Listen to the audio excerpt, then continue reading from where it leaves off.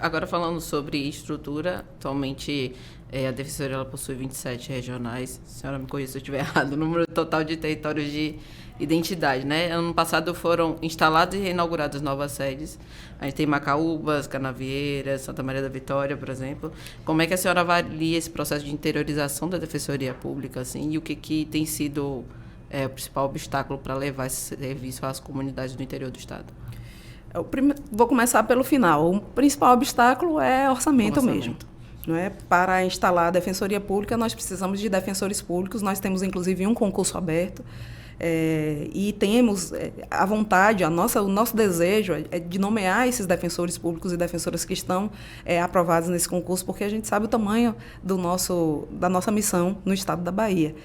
Mas também nós temos essa questão do orçamento da Defensoria Pública, ele não ser inicialmente, nós não conseguimos fazer inicialmente um planejamento que ele consiga ser feito até dezembro, por exemplo. Então, normalmente, não só a Defensoria Pública, mas as outras instituições dependem sempre de suplementação orçamentária para finalizar as suas atividades. Então, nessa perspectiva, a gente precisa ser muito mais planejada, digamos assim, do que nunca. E o ano de 2023 ele veio nessa linha de um desafio muito grande, que era nós chegarmos aos 27 territórios de identidade.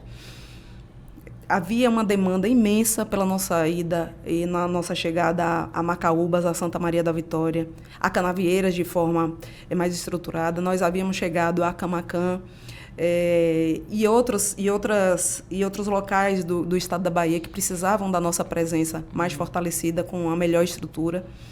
Isso só foi possível, Camila, porque nós exercitamos ao máximo a nossa capacidade de dialogar. Então, o Poder Judiciário foi fundamental para que nós chegássemos a algumas comarcas no interior do estado, essas especificamente, Santa Maria da Vitória, Macaúbas e Canavieiras, assim como Itaparica, porque nós nos instalamos em espaços dentro dos fóruns, né, num diálogo, num convênio com o Poder Judiciário, podendo ali, digamos assim, exercer as nossas atividades.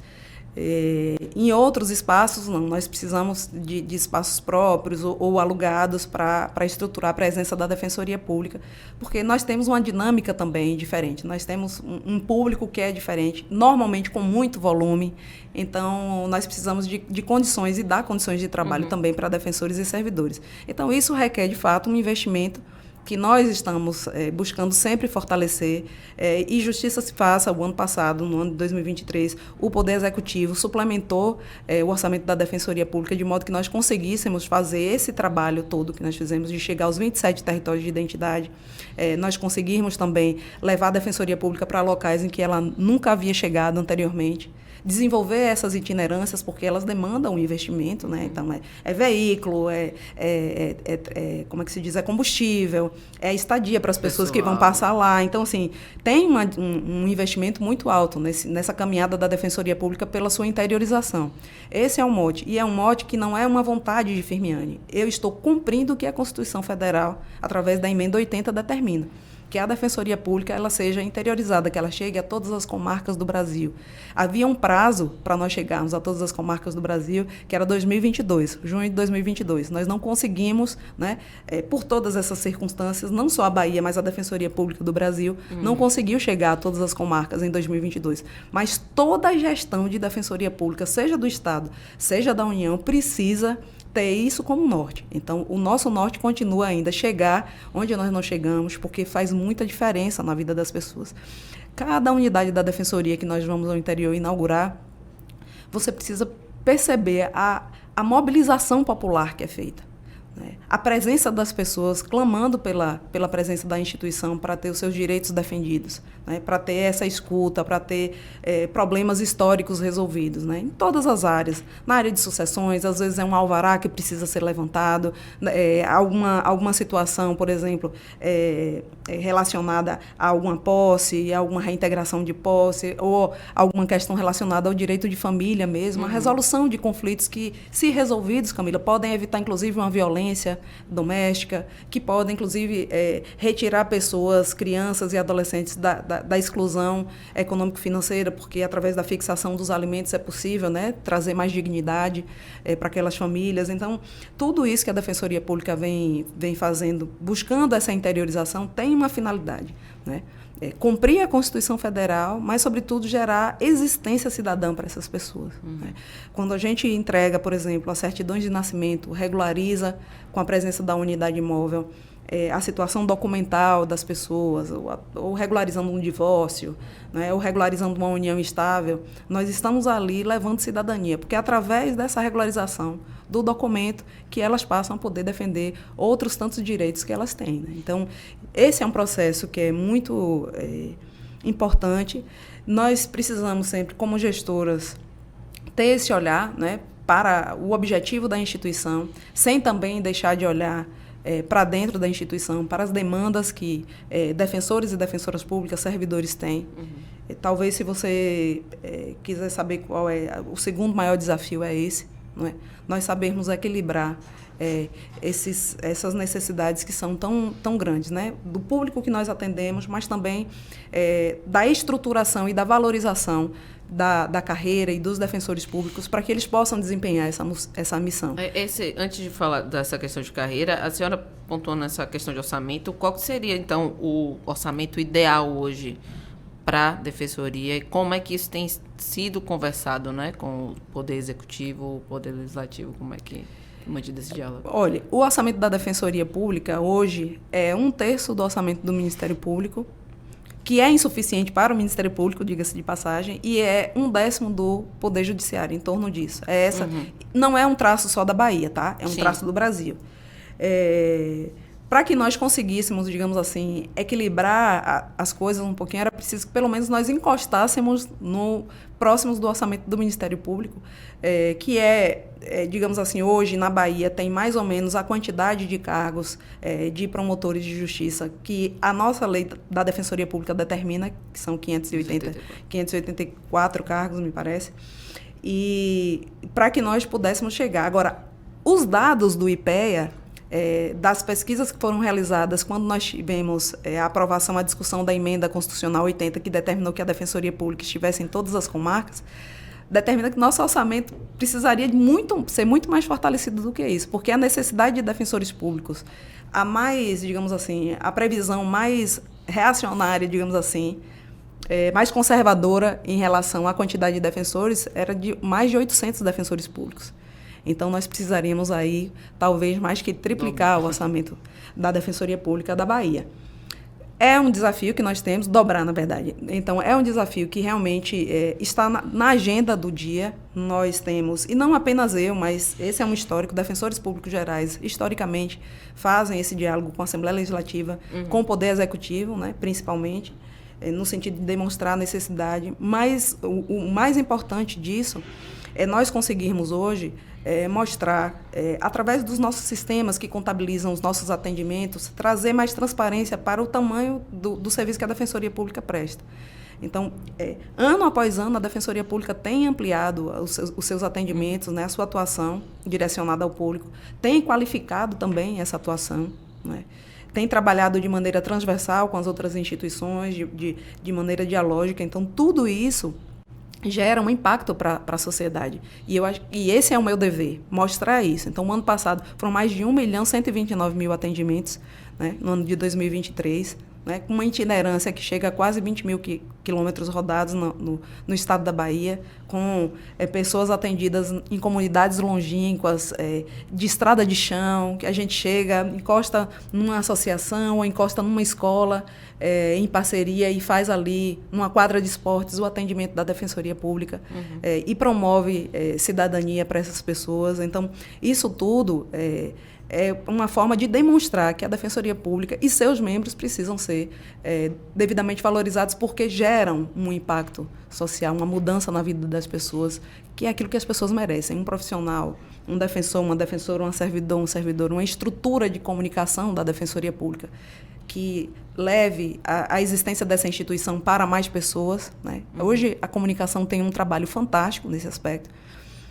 Se qualquer pessoa chegar na assessoria de comunicação da Defensoria Pública, vai identificar como nós diversificamos a nossa forma de comunicar quem é a Defensoria, né? Nós temos um podcast, que é o podcast Levante 129.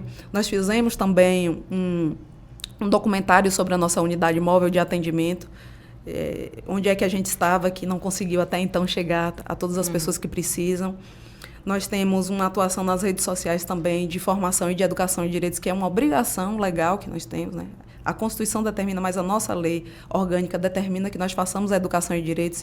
E hoje em dia não há nenhum instrumento mais rápido, né, e mais expansivo de se fazer a educação de direitos do que as redes sociais. O nosso Instagram é um exemplo disso, né? Investindo muito nessa parte de comunicação para que nós consigamos gerar nas pessoas exatamente o conhecimento. Todas as vezes que a gente investe nisso, a gente está investindo e dizendo àquela pessoa, olha, nós estamos aqui para te defender. Ampliando os nossos canais também, qualificando os nossos canais de acesso, Camila. O ano passado, durante a pandemia, nós precisamos nos reinventar em relação ao nosso atendimento ao público, sobretudo as vias de acesso remotas. Nós tivemos uma sobrecarga imensa na nossa central de relacionamento com o cidadão, 129, e tivemos um desafio que foi nos passado à época pelo defensor-geral Rafson Ximenes de resolver esse tempo de espera das pessoas quando ligam para o 129 e precisam de um agendamento, de um contato com a Defensoria Pública. Então, nós aperfeiçoamos essa sistemática. Ainda em 2022 e 2023, nós estamos expandindo esse formato de agendamento por telefone e via online para o interior do Estado também, porque isso gera mais possibilidade de que a pessoa não precise se dirigir à Defensoria Pública para fazer o primeiro agendamento. No momento posterior, no seu primeiro atendimento, sim, que aí precisa encontrar o defensor público, a defensora, poder contar a sua história, enfim, levar a documentação. Mas um primeiro agendamento, economizar, digamos assim, esse transporte, economizar também esse desgaste de deslocamento, é importante para as pessoas. Então, é uma meta também que nós estamos buscando, que é interiorizar esse formato de agendamento online para as pessoas que precisam dos serviços da Defensoria Pública. Agora, só voltando mais um pontinho da questão orçamentária, a Defensoria tem afirmado desde 2022, pelo menos quando a gente tem acompanhado o caso, a questão da sede própria aqui em Salvador, né? É um projeto que já completou 10 anos e aí tem apontado, para que seja construído, precisa de uma suplementação orçamentária. A senhora acredita que ainda no seu biênio isso vai ser possível tirar do papel? Como é que está esse diálogo? Algum avanço? Como está nesse sentido? Nós temos uma doação, né, do terreno, uma cessão do terreno para a construção da sede da Defensoria Pública. O valor necessário para a construção dela não é só para a construção dela, é também a nossa estrutura da Defensoria Pública para acompanhamento de uma obra desse porte, que precisaria, de fato, ter uma licitação e uma contratação de uma empresa que pudesse realizar isso. Nós conseguimos construir a nossa primeira sede própria no interior do estado, em Vitória da Conquista. Ela foi entregue em fevereiro de 2023. E nós vivenciamos ali a nossa primeira experiência de construção de uma grande sede. E, de fato, Camila, nós precisamos passar por algumas etapas dentro da instituição para poder chegar numa condição de construir ou de encampar uma obra como essa, só pela Defensoria Pública. Então, realmente, a gente precisa ter fôlego orçamentário para contratar uma empresa que possa fazer essa construção. E aí, de fato, a gente precisa de orçamento. Hoje, as estruturas da Defensoria Pública aqui na capital, nós temos imóveis alugados, mas temos diversos imóveis próprios já. As nossas centrais de atendimento inicial, de maior fluxo, são unidades que são sede própria. Nós, inclusive, buscamos viabilizar uma economia maior com energia, tornando-as também centrais de produção, de geração de energia solar, já para também viabilizar uma redução de custos. Mas nós temos também que pensar que o interior do Estado, muitas vezes, precisa ter a presença da Defensoria chegando pela primeira vez. Nós, aqui na capital, querendo ou não, já vivenciamos, a população de Salvador já vivencia a presença da Defensoria Pública, um pouco mais concentrada ali no Jardim Baiano, mais próximo do Fórum Rui Barbosa.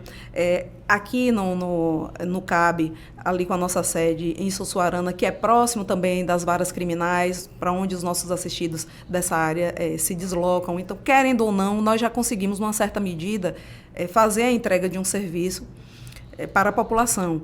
Então, quando o gestor vai fazer esse equilíbrio, digamos assim, de necessidades, eu tenho que pensar nisso também, né? No que é mais importante, muitas vezes, chegar a quem não tem acesso a esse serviço, ou buscar viabilizar uma suplementação, um valor para a construção de uma sede própria. É evidente que isso reduziria bastante para nós os custos com o pagamento de aluguéis, enfim. Esse é um projeto que ele não sai da nossa meta, né, de gestão, mas eu vou ser sincera com você, eu não conseguirei fazer isso até março de 2025. Isso daí, com certeza não, porque há outras demandas que requerem, digamos assim, a nossa atenção. É sobretudo isso, né? Chegar a mais gente no interior do estado e buscar, dentro das nossas possibilidades aqui em Salvador, dentro das nossas sedes próprias, unidades próprias, ou mesmo aquelas alugadas, viabilizar um espaço com qualidade, com uma estrutura. A Defensoria Pública hoje tem um parque tecnológico que já conseguiu avançar muito nos últimos anos, né? Sistemas que hoje nós buscamos, nós já conseguimos integrar com os sistemas do Tribunal de Justiça, ainda que nós tenhamos ainda que avançar bastante nessa área, por exemplo, de integração de sistemas, nessa área de tecnologia dentro da Defensoria Pública. Mas esse, por exemplo, é um desafio que muitas vezes antecede uma sede. Para eu ter o desenvolvimento de sistemas, uma integração com a qualidade que a gente precisa, eu preciso também de investimento. Isso impacta também na vida, na qualidade do trabalho do defensor, que recebe muitas vezes, nós temos defensores públicos que recebem por dia 300 intimações num portal, no sistema. É muita coisa. E eu preciso dizer também desse imenso trabalho que é desempenhado pelos colegas e que a gente precisa também criar mecanismos de fazer com que isso seja, através das novas tecnologias, né, digamos assim, minimizado esse impacto sobre a qualidade de vida e até do trabalho também, da entrega que a gente precisa fazer para o cidadão.